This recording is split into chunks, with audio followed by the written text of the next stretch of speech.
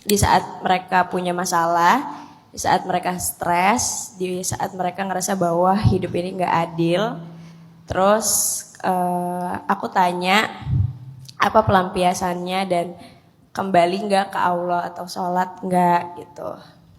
Aku nggak menghakimi tapi aku hanya menanyakan dan jawabannya mereka kebanyakan kayak aku malu buat datang ke Allah gitu. Aku malu buat sholat. Kayaknya banyak dosanya tapi masa tiba-tiba minta gitu. Pada akhirnya mereka banyak yang jadinya nggak sholat atau malah jadinya jauh dari Tuhan gitu. Nah, aku pengen tanya bagaimana caranya untuk di saat punya perasaan seperti itu bisa mengingatkan teman kita untuk bisa kembali dan minimal sholat lah jangan ditinggal dan minimal jadi nggak jauh dari Tuhan gitu. Allah Subhanahu wa taala berfirman di dalam surat Az-Zumar ayat 53 ya. Nanti Mbak siapa? Mbak Umi tolong dicatat ayatnya di rumah, mungkin bisa dibaca atau di-share ke teman-temannya. Ini jawaban Allah untuk mereka yang ngerasa nggak pantas. Mereka yang ngerasa banyak dosa selama ini jauh dari Allah. Terus kayak malu mau pulang ke Allah, malu mau minta ke Allah, malu mau memperbaiki diri dan berzikir kepada Allah. Rasanya dirinya nggak pantas banget di hadapan Allah gitu kan. Allah jawab dengan kalimat kayak gini. Ini panggilannya lembut banget.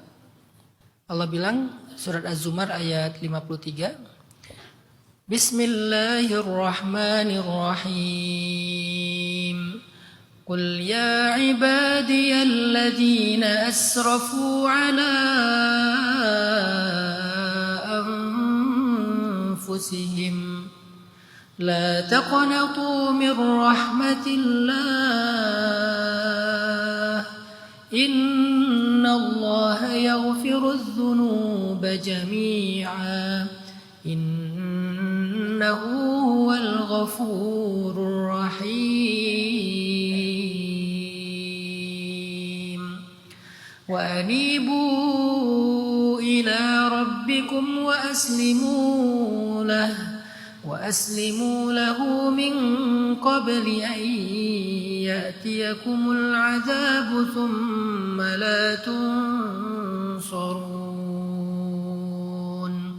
Shadaqallahul azim. Qul, wahai Muhammad, sampaikan kepada mereka. Jadi ini Allah kayak nyuruh kita untuk menyebarkan kalimat dari Allah. Ada surat dari Allah untuk orang-orang yang merasa rendah diri di hadapan Allah. Ada surat dari Allah untuk para pendosa. Dan Allah bilang tolong kasih surat ini kepada mereka. Qul, suratnya apa? Ya ibadi, wahai hamba-hambaku. Allah kalau udah memanggil dengan kalimat hamba itu artinya sayang. Karena kalau yang panggilan biasa itu manggilnya manusia. Kalau ke orang manggil nama Muhammad, tapi Allah nggak memanggil Muhammad dengan Muhammad, tapi manggilnya Abdun. Subhanalladzi asra bi'abdihi. Maha suci Allah yang memperjalankan hambanya. Padahal harusnya bi Muhammadi, tapi malah bi'abdihi. Jadi artinya kalau Allah sayang, Allah manggil kita hamba. Kalau biasa Allah manggil kita manusia.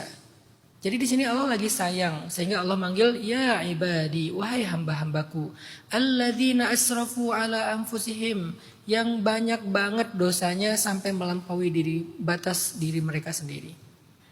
Melampaui batas artinya dosanya tuh banyak banget.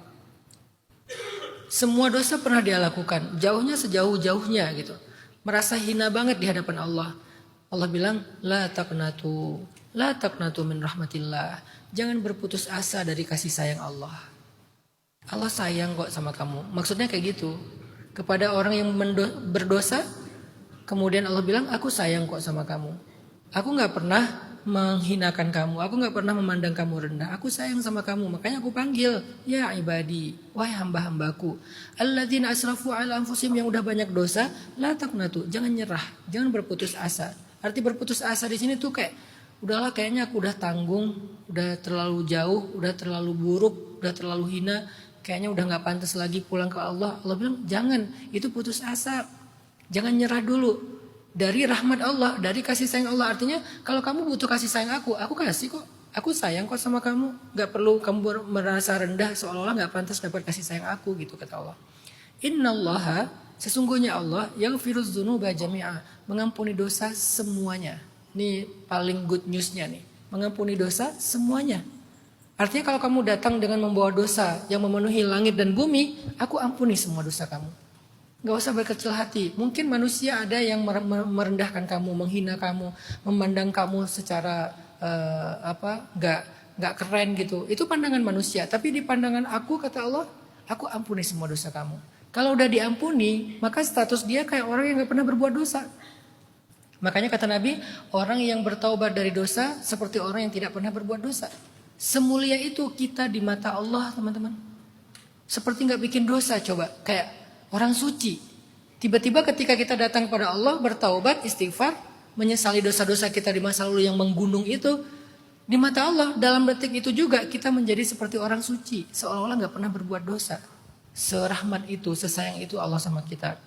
Innahu huwal ghafurur rahim. Dia itu maha pengampun dan sangat maha penyayang. Arti sangat maha penyayang, dia sayang banget sama kalian. Terus Allah bilang lagi, wa anibu ila rabbikum, pulanglah kepada Tuhan kalian. Disuruh pulang coba. Sehingga Allah menganggap dirinya itu rumah bagi kita, bukan orang asing. Walaupun kita udah ninggalin dia sekian tahun, tapi masih menganggap dirinya sebagai rumah. Wa anibu ila rabbikum, pulanglah kepada Tuhan kalian. Dia nunggu kalian loh. Dia nunggu kalian, kapan kalian pulang? Ya Allah, tapi saya udah sekian puluh tahun gak sholat. Gak apa-apa, pulang aja. Akan Allah sambut dengan kasih sayang dan cinta. Wa aslimu lahu, berserah dirilah kepada dia. Arti berserah diri, ya udahlah, pulang kepada Allah, serahkan diri kalian kepada Allah, biar Allah yang ngurus kalian. Biar Allah yang ngurus kalian. Sebelum datang hari yang kalian gak bisa minta tolong lagi nanti. Apa hari itu? Yaitu kematian atau kiamat. Selama belum terjadi kematian, belum kiamat, belum terbit matahari di barat, pulanglah. Jadi kalau kita masih hidup, pulanglah. Selama kita masih hidup, pulanglah. Selama belum nyawa kita di sini. Kalau udah nyawa kita di sini, nggak bisa pulang lagi nanti. Tapi sebelum nyawa kita ada di tenggorokan, pulanglah kapanpun Allah pasti menerima pulangnya setiap hamba. Itu jawaban untuk kita semuanya termasuk saya yang kadang merasa nggak pantas karena saking banyaknya dosa.